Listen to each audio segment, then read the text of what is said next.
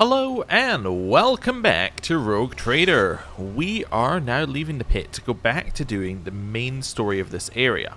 However, there is a chance that we have to reload from an earlier save at some point because, as we discovered in the last episode, we have a couple of characters who are a little out of sync. As in, we have a couple of characters who think that things are a lot different than they currently are. They think we've already been to where we're about to go. There are also some things over here where it's talking about us sending people to the arena, but like the arena portal isn't working, so it's a little odd, right? Things are a little out of sync. So we're going to head back this way. We're going to head over to the place where we're meant to have gone, I guess, first, and then we're going to see where things take us from there. It's all a little odd, but what I'm hoping is that things will just work. That's kind of my thought process here. Maybe we just go there and things aren't broken. That would be nice. My biggest worry, though, is if we have characters who are potential companions who don't exist, that's going to be a problem. But we'll see. We'll see. Right, let's get through here. We're aiming to go to the anatomical opera up this way. I believe we've done everything else that we were meant to have done here. Although interesting Imperial Garden at the entrance there, which I guess is because we've taken over. Right, let's head up this way. Also interesting that they're labeled Imperial Garden. The Drukhari are just like, yeah, this is fine. No issues. Right, give us the event with our heads. Nope, we didn't get one. I was expecting to have to do a skip there. Always keep your eye on the prize. Okay, so I've been told, look out in front of this area and when we go in and just see if there's anybody we can speak to, anybody who is accessible. No, so nobody in this area. Right, let's go in then. And now we're basically looking in this area for anybody who is accessible to speak to. So, let's do it. Once it loads, obviously. Oh.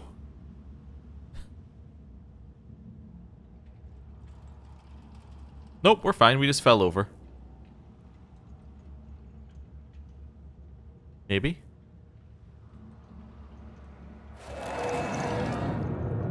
Well, that doesn't look healthy.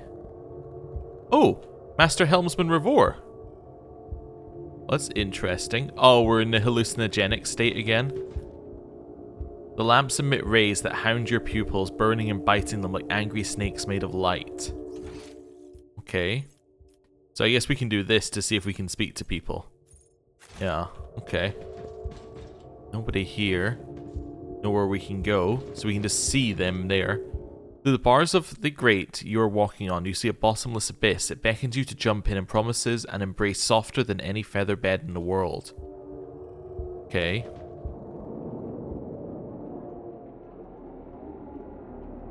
What's happening now? Going deeper or coming out of it? Oh, we're deeper. We're deeper into weirdness. Okay, we have the high factotum. We have Theodora and Kunrad. Rebellious steps are trying to buck you off to make you lose your footing and break your neck. Interesting. Okay, weirdness here. Weirdness here. Don't see anyone to speak to. Let's go further in. Mort Edelthrad Tervantias. The thick curtain shoves you away. It's surprisingly strong for a lifeless piece of fabric. Okay. Oh, are we okay again? Nope. Definitely a nope there. Keep going in. The corpse hanging from the structure turns its flayed face to you with a crack and snickers. Okay, there's Mort who died on the ship. I was trying to figure out who Mort was. He died on the ship all the way at the start. He was Lady Theodora's right-hand man, effectively. Then Edelthrad was the other heir. Hello. The creature in front of you is a patchwork of skins stuffed with darkness, corruption, and sharp objects. Staring at you with its scalpel eyes, it grumpily remarks, Such a disobedient specimen. You're still not dead. An anomaly? Its foul, corrupt thoughts reach out to you, groping at your face. I need help.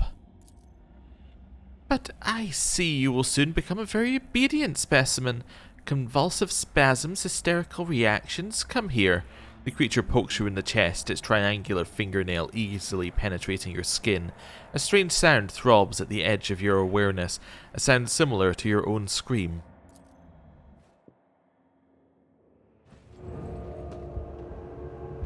Okay.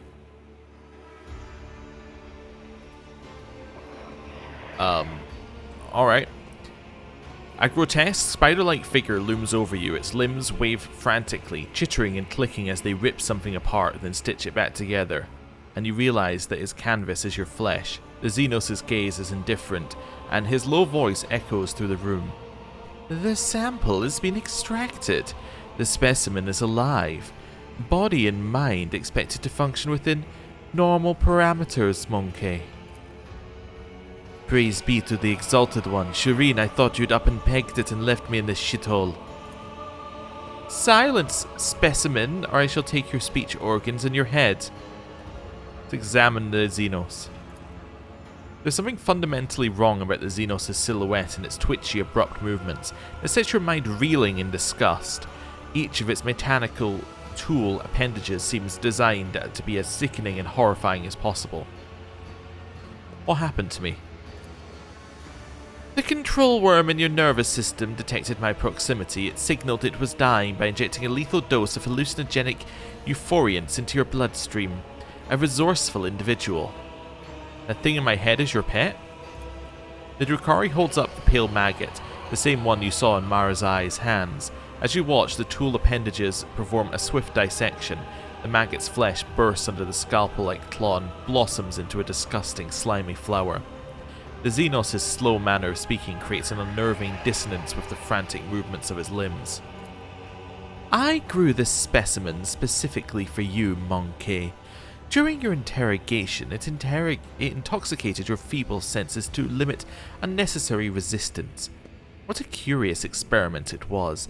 I usually extract control worms from specimens posthumously. You possess some degree of bodily fortitude.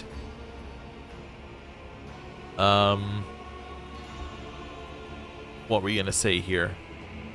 Do you eviscerate everything you lay your hands on? Evisceration is one aspect of my most respected art. His scalpel fingers scrape together with a hushed, metallic shriek. Well, you did a poor job training your pet if I was able to shake off its influence. With a gurgling sound, the Xenos slowly yet steadily moves his sharp finger to your eye, closer and closer, almost touching, then stops with a sigh. Not now, perhaps later. I'll say nothing. The Xenos thoughtfully clicks his appendage, studded with dozens of stingers. Are you Tervantias? Or Tervantias? You are absolutely correct, specimen. I am Tervantias the Arch-Machinator, homunculus and the conductor of this place that staggers the imagination and soul, my anatomical opera. Okay. I offer you my gratitude for saving my life. The concept of gratitude is unclear to me, but you will work off your debt. The Arbenian urged me to pay attention to your allegedly extremely gifted self, specimen. Let us see if you make a good tool. Same as you, little moth. The Xenos points a mangled limb towards Owlcat. Unless, of course, the darkness of Komarag burns you as fast as the others. Owlcat flinches. What does this mean, homunculus? Who knows, asks Suryani. Who knows? The Xenos makes a chuckling sound. Okay. What exactly did this Arbenian tell you about me? The Xenos lets out a strange sound that almost resembles a scoff. This information should not burden your undeveloped mind. The Arbenian told me enough to give you the chance to enter my anatomical opera. That is all you need to know. You at Drukhari would do business with a human. How remarkably open-minded. Do business? The homunculus looks puzzled. Will not do business with you. I will use you. You survived a battle in the arena, which means you have uncommon parameters for your kind. You are a lesser organism, true, but the towering heights of my wisdom make it difficult to distinguish between your inferiority and the inferiority of most of my kin. What do you want from me? You will return to the arena of the Fatal Thirst. Okay, so now you see some of the conversations we had in the last episode are starting to make more sense, because we've come here, and now he's saying we have to go back to the arena, which means that everything is connecting in again. You will kill a few of the witch's fosterlings for me. You might even spill the blood of one of the blood-stained proselytes. The homunculus looks past you as he delivers his imperious speech. They are long overdue for a small lesson in humility. They have forgotten their place. They lack respect. They do not appreciate my work. They fail to recognize my authority. Still staring into the distance, he continues to list his grievances with maniacal thoroughness.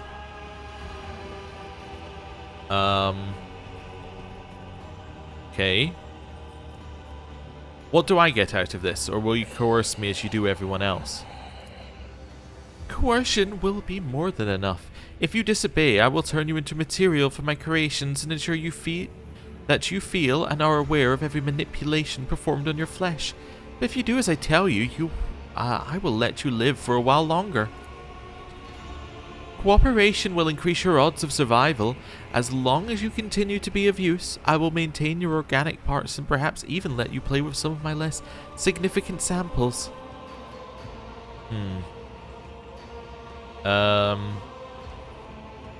Let's see what we're gonna say here. I shall serve you if you help me make my escape. The response is acceptable. If you behave like a good specimen monkey, you may eventually receive my help in escaping Komarag. Jai coughs violently. Help from you? You think anyone will believe that after your foul experiments? Jai touches the scar on her neck and coughs again. The Flesh Master is mad enough to help us escape in favour of his own unholy designs, but the price Ellentak will be unfair and terrible. Obedience will be rewarded. Take your crude gear with you. I abhor such technological banality, but a creature as undeveloped as you may find it of use. You hear one of the joints in the Tervantias' arm click. Oh, your crude gear! He's giving us back our original gear! Oh! As for your task, Ibis and his bloodstained proselytes are here right now, in my anatomical opera. Go and look at the ones who will be your executioners when the time comes for you to die.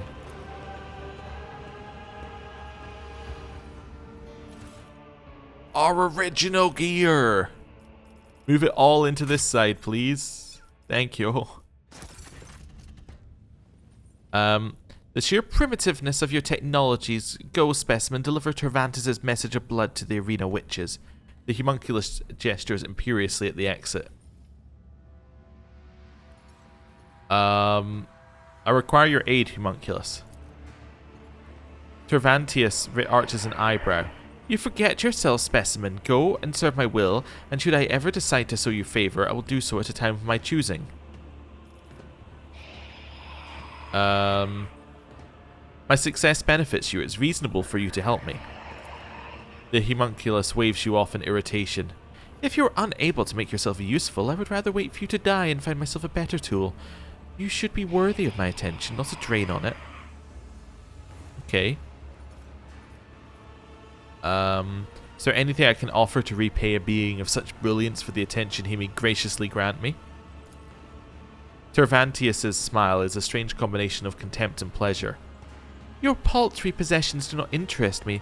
If you had something that could intrigue a master sculptor such as I, perhaps a remarkable piece of organics, then I might grant you a few short moments of my time.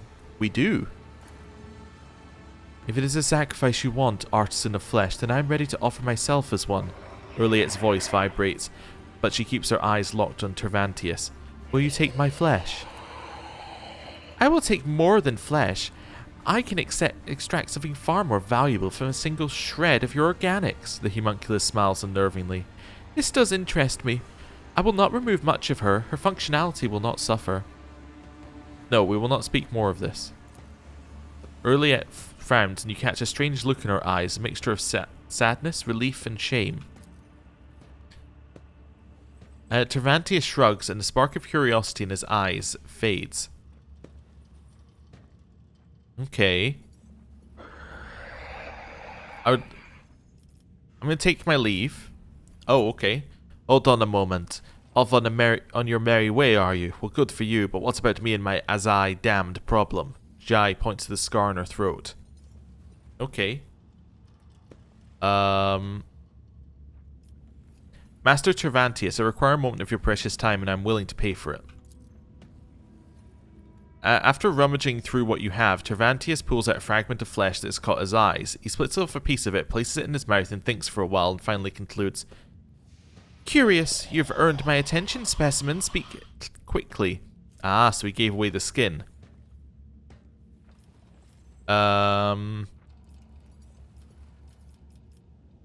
Let's see here. You took my companion's respiratory augment and she is now dying. Return it immediately. Tervantias places an appendage on his chest in an almost comically human gesture of wounded pride. What striking proof of the innate shallowness of your kind. After ridding her of that crude device you refer to as an augment, I restored an intriguing feature of her genetic code. So be it. I will not squander my best materials on her. I'll return the mechanism without delay. First, let us remove the redundant parts. Several instruments of death with blades of varying lengths, thickness, and curvature appear in Tervantias' hands.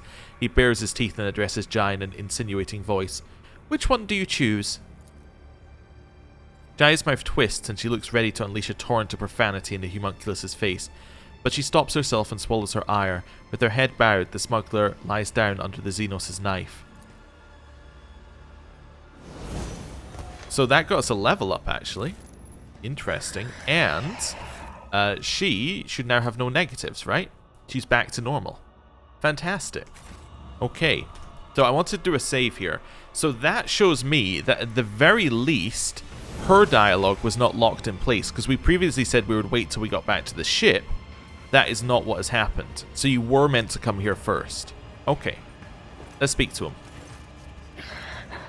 I'd like to speak to you about a member of my retinue who was delivered to you.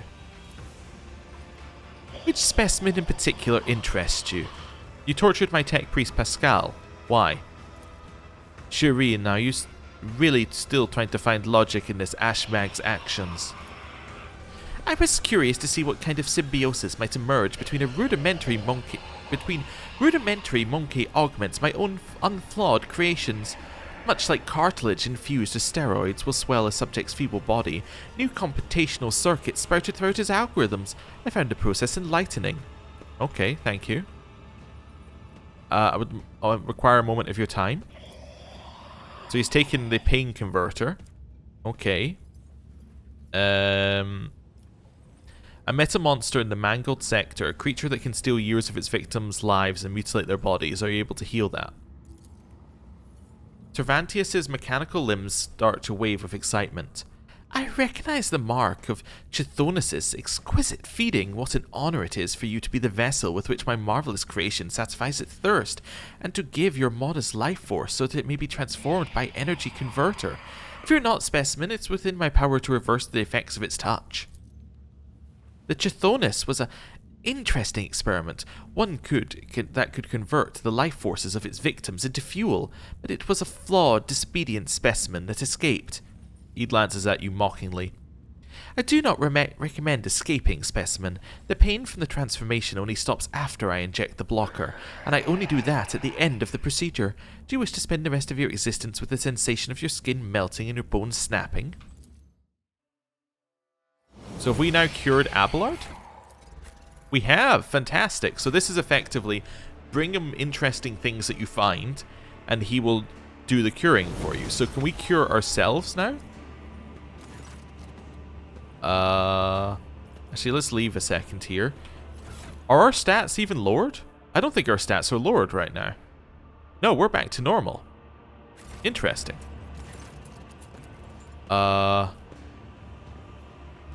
My condition has been rather grave since my arrival in Komarag. Can you mend my body?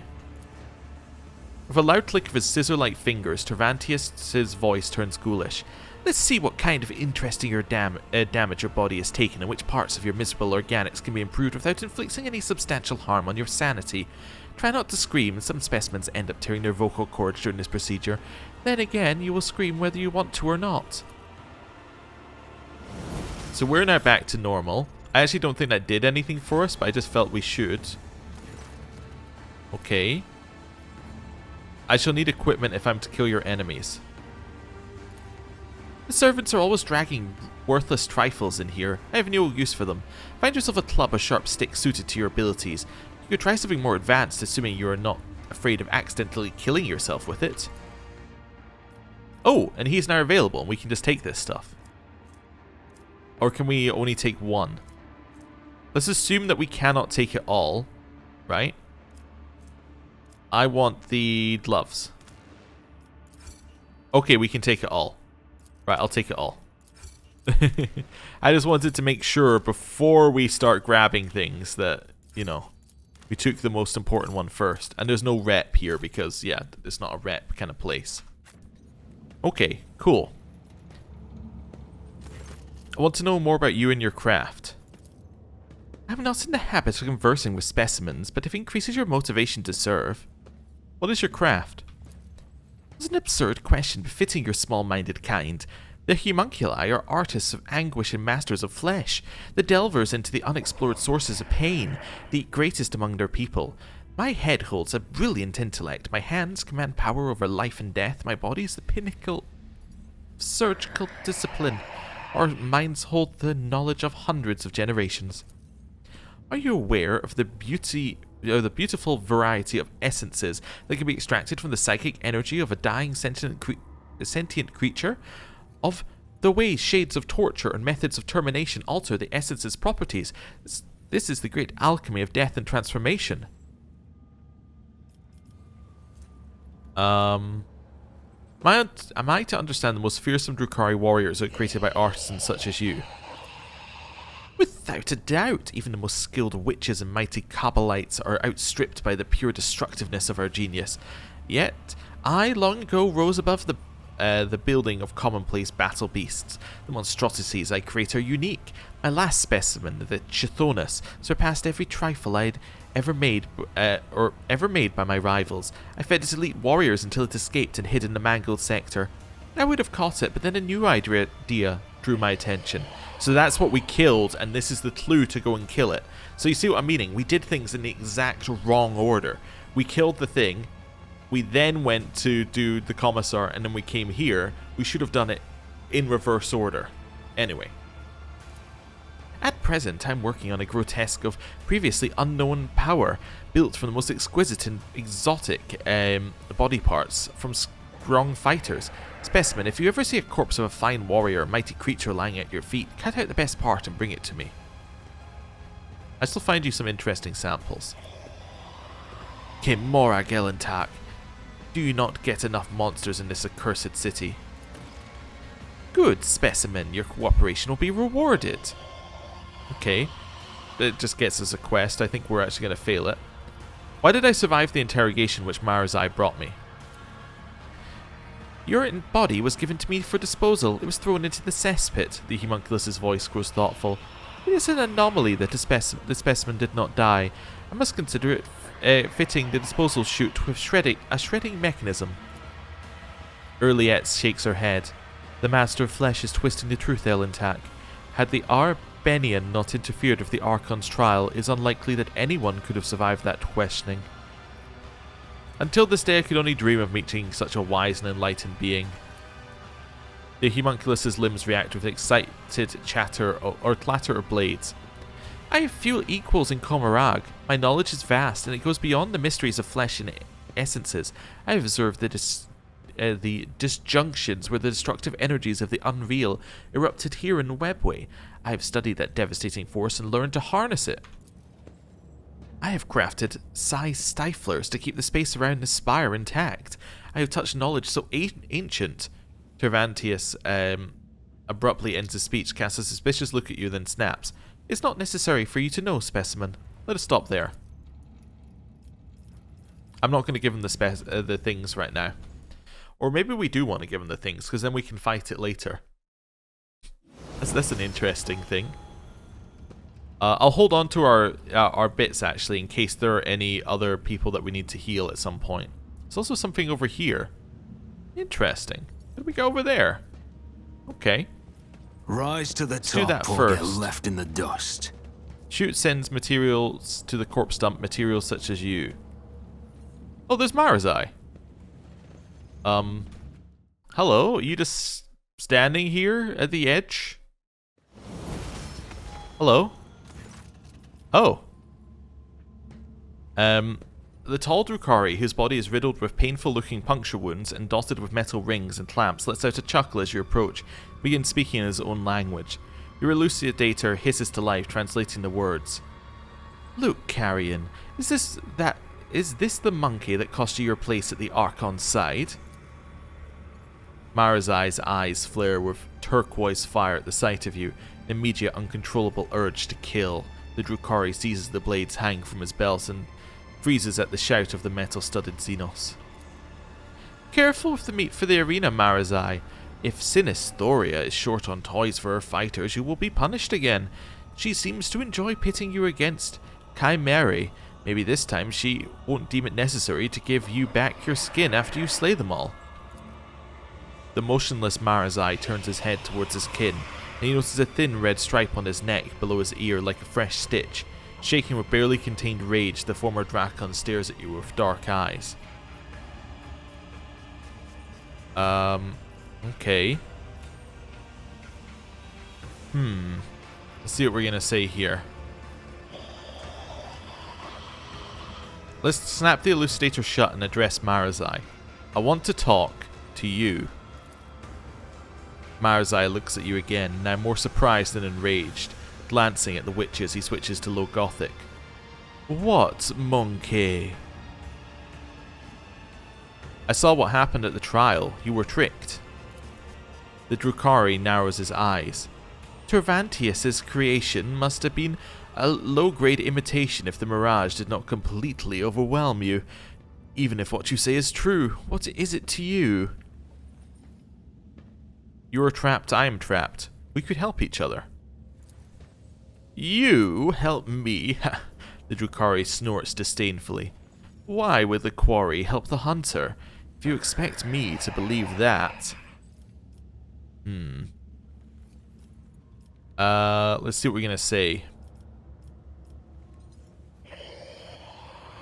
So you like being in this dump at the beck and call of this rabble? Aren't you afraid they won't give you your skin back next time? I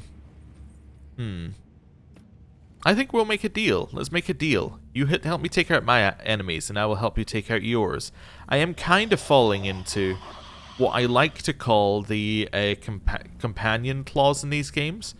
By that I mean, our logic tries to stay consistent throughout the story, and it stays consistent as much as it can, but around people who could potentially be companions, we warp our logic slightly, because it would be more interesting if they were than if they weren't.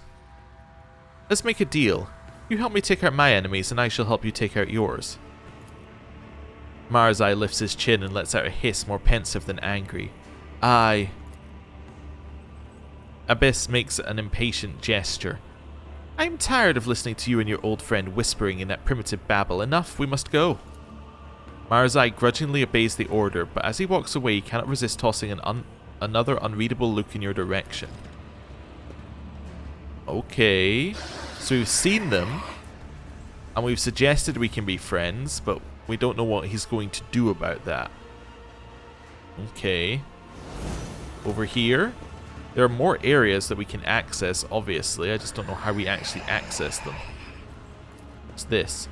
You vividly remember lying on this table watching the mechanical pincers tear through your flesh. Well, this must be the other guy, then. I was told that there were multiple people who were potentially companions that you could meet. I assume that Marazai was one. And I assume that Ulfar is the other. Judging by the fact that there is nobody else here, and he looks an awful lot like somebody from the main cover of the game. The bars of this cage are sturdy enough to stop a tank or the fury of a post-human. see them cut down. But it turns unclean.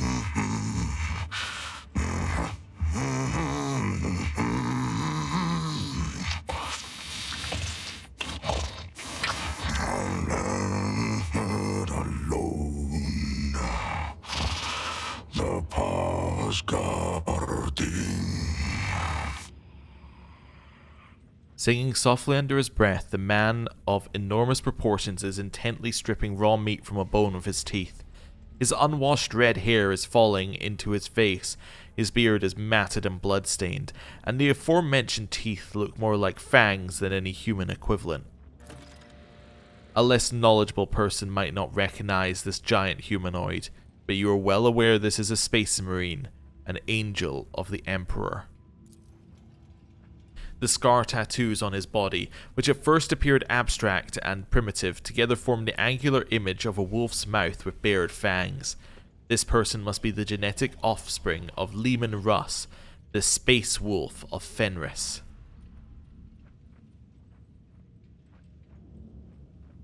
Fenris Hjolda Vlak. Fenris Hjolda, mortal. You know the old words. Good words. Strong as a rock. Sharp as the blade of a force axe. Deadly as a kraken's tooth. The red-haired giant's jaws stop their work. Emotions are hard to read on the crudely hewn face, but you think you've surprised him. The words are spoken in the guttural rasp of an inveterate killer, wholly in keeping with the man's formidable appearance, but you did not expect him to slip into poetic epitaphs so readily.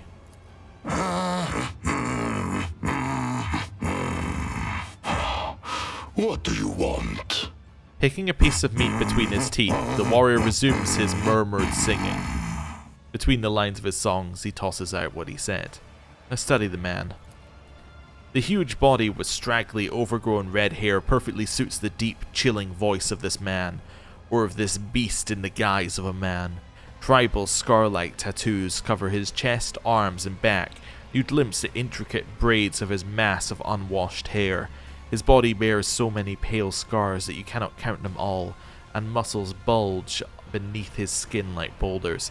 He looks like a statue carved from stone. It is clear that his captivity has sapped the prisoner of none of his physical power. Your assessment is confirmed when you spot the remains of a Drukhari in the pile of carrion at his feet, likely one of the homunculus' servants. The Drukhari's flesh appears to be making a fine snack for your new acquaintance. Who are you? I am a wolf. At first glance, the man does not strike you as posing a great intellect. He is clearly more accustomed to mauling and killing than thinking, but you detect a certain shrewdness in his eyes. After looking you over, he says what he said. How did you come to be here? My pack answered the Inquisition's call and came to the Koronus Expanse. There was a battle, and then the young wolves yearning to be meat for their brotherlings. To a feast of bolters they went out roving. Though they were but few, one long fang with them went loping. Not to see them cut down by scythes unclean. The pups he sent scattering, and there stood alone the paths guarding. For a foe he long spied, one worthy among unworthy. The song of swords singing, they clashed with clamor and skill, until stood the old wolf upon the bones. Then, by the birds of battle, was he brought down.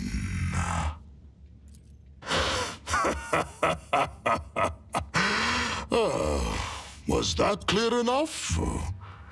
This saga sounds less interesting in prose. I wish to know more about your brothers. That butcher sent you to spy for him, did he? Or do they know nothing of the Emperor's angels, the space wolves of Fenris, or the great layman Russ in your corner of the galaxy? Why does the homunculus keep you in a cage? For his own safety. When I am not busy killing inhuman spawn in the arena, the Xenos fear my will. We suffer the same fate. I was also captured by the Xenos, and they have forced me to kill for their entertainment. But I sit in a cage while you roam freely around their city. They do not fear you. Maybe there is a reason for that. Maybe our fates are not the same at all. You must be planning to escape, yeah? Well, actually, don't they feed you? A predator does not eat only when it is hungry. There are many reasons to eat. There must have been a reason for this bloody repast. For a moment, the vicious grin loses some of its sincerity, and the bloodthirsty prisoner casts an intense, scrutinizing look at your face, as if trying to read your thoughts. You must be planning to escape, yes? And why do you want to know? Because we want to help. I have no more questions. Let's listen closely to the song the prisoner is singing to himself. You do not know the language. The sound sounds crude and mangled, but not entirely lacking the harsh dignity of a form of Gothic, while also sounding similar to the rumble of a landslide, sharp and choppy guttural phrases tumbling forth in a harsh rhythm. Let's try to join in. You close your eyes and try to pick up the song's rhythm, to slip into its sharp and idiosyncratic flow. Last, your words do not seamlessly merge with the stream. As soon as you sing them, you can sense how painfully misplaced they are. You are no skilled, I see. It is not for your fireside verses that your friends esteem you, I wager. A warrior such as you could prove useful to me. To get what you want, you will have to convince two very headstrong individuals. Me and my captor. That claw-handed Xenos. Okay. I will convince him. What advice do you seek? I want Your seneschal is everybody always over there here. for you. I think I didn't have all my party with me there, which was weird. I must have only had some of them. Anyway, hello.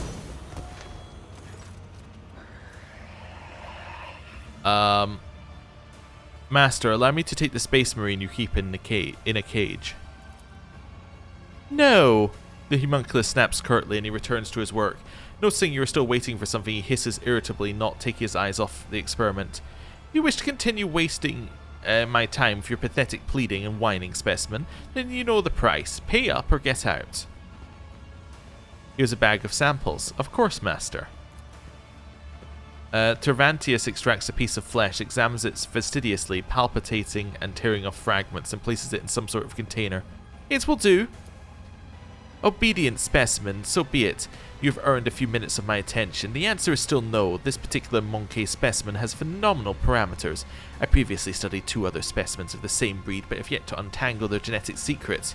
He also performs well enough in the arena. I will not part with the last specimen.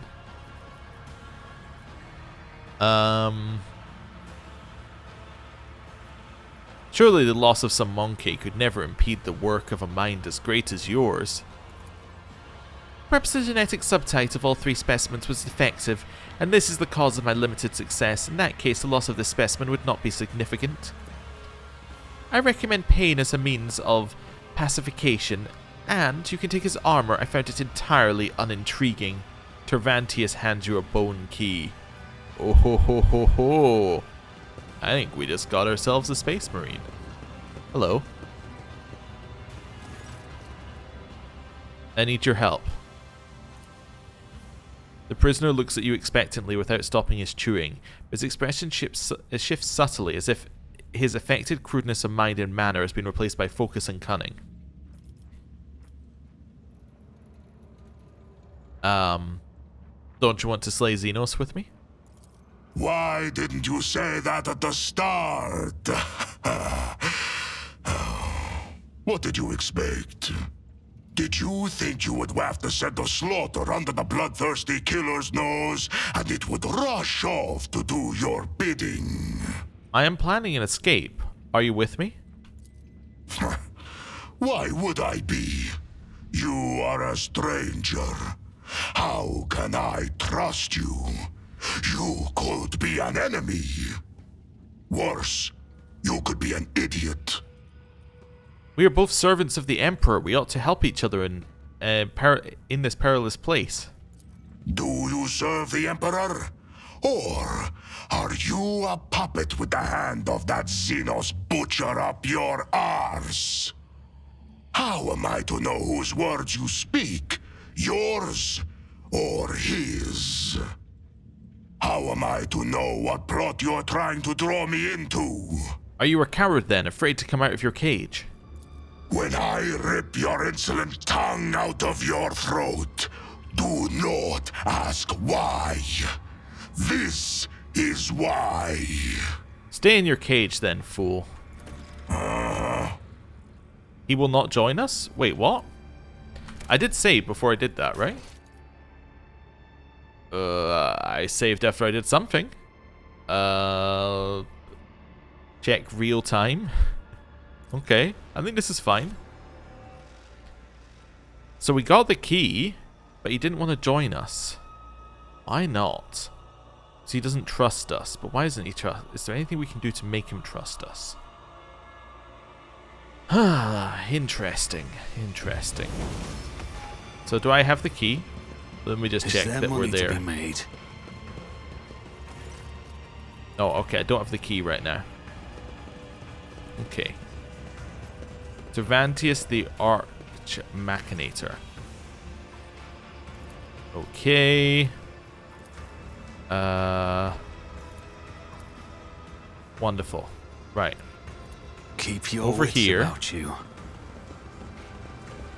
In here. Actually, let's step away from the cage. Let's do a save. Let's try this again. I need your help. I'm planning escape. Why would I be? Okay. Do you wide when I rip your Draw my insolent party. tongue? Gave. Well, if he gave me to you, step into this cage and take me. You think a filthy blasphemous Xenos could do whatever he pleases with me? Okay. Come here, you wretch! You have hidden on the other side of those bars long enough! Come in here and repeat your filthy words so I can kick them back into your bloody, stinking muzzle!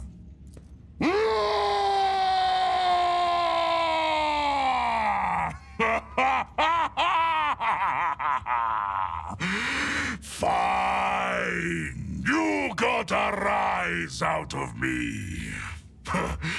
And from what I can smell, you did not soil yourself in the process. I respect those with courage. I can work with you.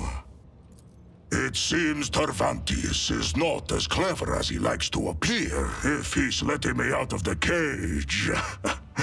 The joke is on him. Good steel I have already. But if we are going hunting, I will need my wolf skin. What did you say your name was? I didn't, but we now have a Space Marine.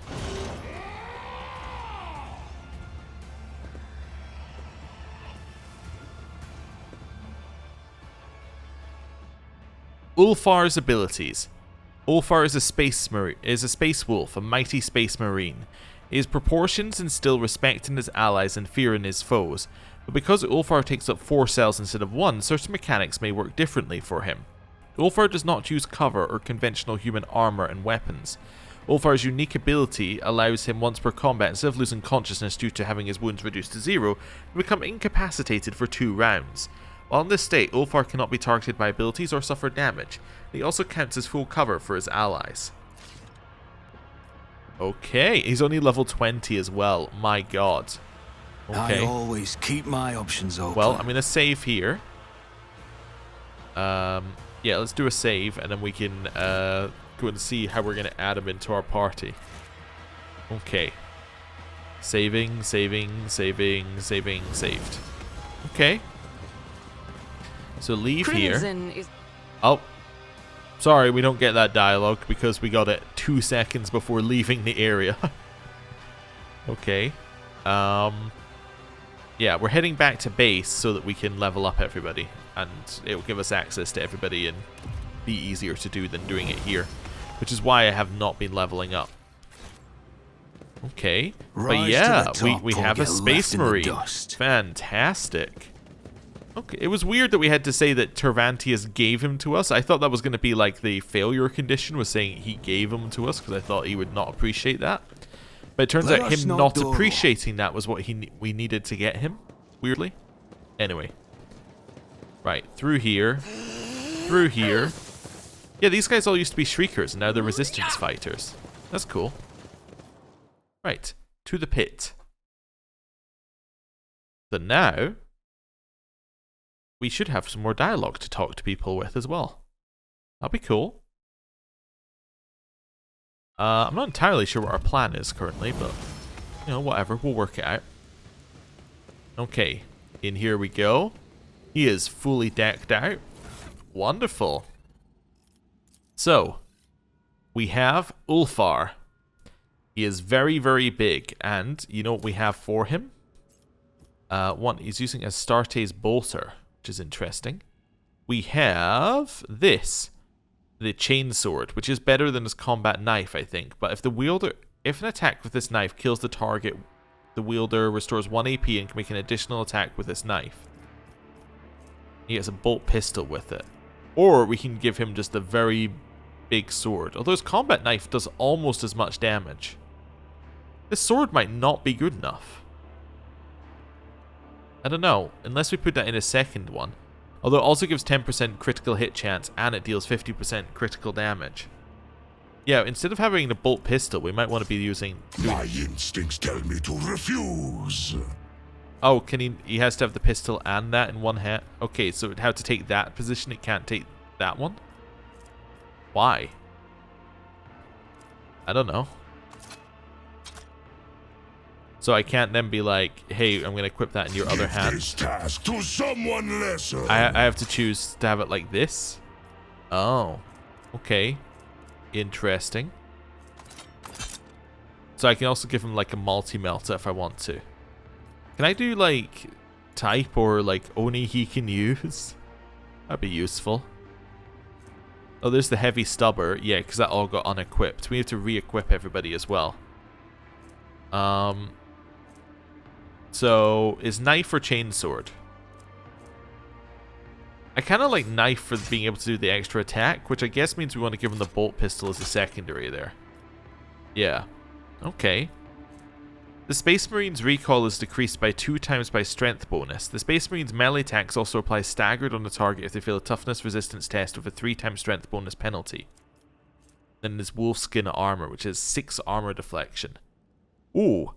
Base armor property plus 20 strength? Wow. Okay.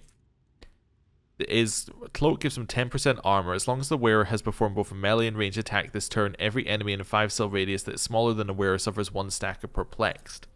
What is perplexed? Minus 10 penalty to any ballistic skill, weapon skill, intelligence, or perception tests. And then, power boots. The kick ability costs 0 AP and deals an additional 2 times strength bonus damage. Alright then. And then we have his bolter in his other hand, which we could replace with a bolter, but it's just not as much damage, so why would we do that? Okay. Cool. So that's him. There's nothing else to equip, really. I guess there's these things we could equip. We'll need to see what abilities he has, so we'll worry about that later. And we should be able to see that all of our other characters have now been equipped with what they had had before we came into here, which now means that we can properly equip everybody. So she now has her heavy bolter back, which is 9 rate of fire, but it has more damage. So it's 1 less rate of fire than her heavy stubber, but it has like double the damage as a base, which means all those percentages that we have are going to make her do extreme amounts of damage. Cool. Let's level up. I think that's the first thing we should do. Yeah. We should level up. Let's level up the people who are main party members. By that I'm meaning level up the people who are not Ulfar. Because Ulfar has to do 15 level ups. Which is too many right now. So let's start with the easy ones. So taking hold, this one where we can... What is it? Choose a combat tactics area. Everyone in the area gains an extra turn with 1 AP and 2 MP at the start of our next turn. For every enemy that was killed in the selected combat area, the AP is increased and MP is increased. So what we're saying is all attacks by allies located in the selected area ignore dodge and armor. Maximum number of action points goes up. They also gain dodge, parry, and armor. All allies in the selected area have their weapon skill and ballistic skill increased. I like them gaining dodge, parry, and armor. Sure. Cool, and that is us finished Grand Strategist. Jai? So this is what? So it's a 3x3 zone. All allies, including the Master Tactician, that have line of sight to any enemies inside the selected zone, make an immediate single attack against a random enemy. This is saying if we have burst fire, they will use burst fire. And you will ignore all friendly fire in that area as well. Orchestrated Firestorm and Last Volley can be used multiple times per combat, once per turn. This means that we can continually do that. Interesting. One random ally makes 2 attacks, or all allies that have a weapon capable of area attacks use them. Let's say it can be used multiple times per combat. That sounds intriguing. That means that there's a reason to have our momentum continually gathering even if we've already used all of our available heroic acts, because we can effectively use Last Volley over and over again. Okay. Pascal. Dispatch.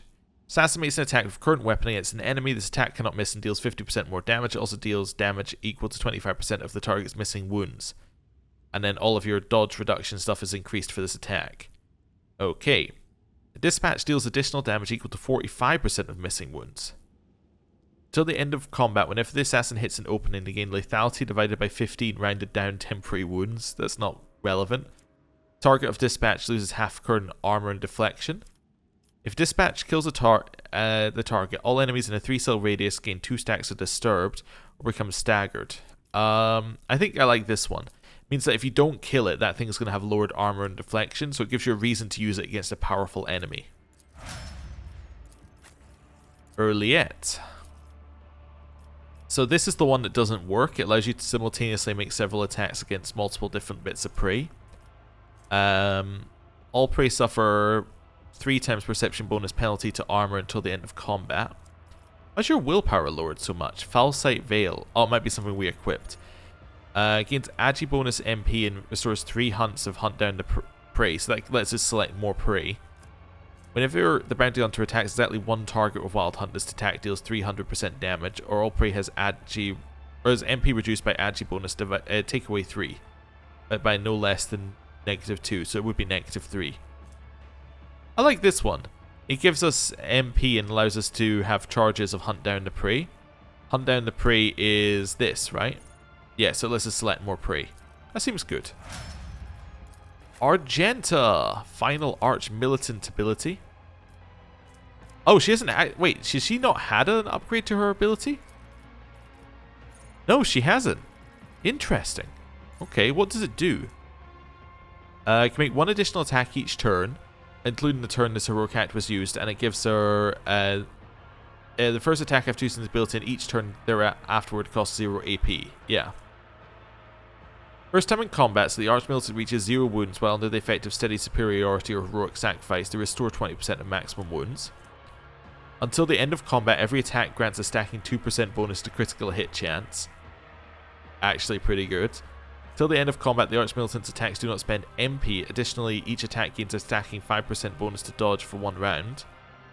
The Archmilitant can use both Heroic Act of the Archmilitant archetype and the Heroic Act of the Warrior or Soldier archetype in a single combat. I already have that feature. Oh, then why was it not looking like I had it? Okay.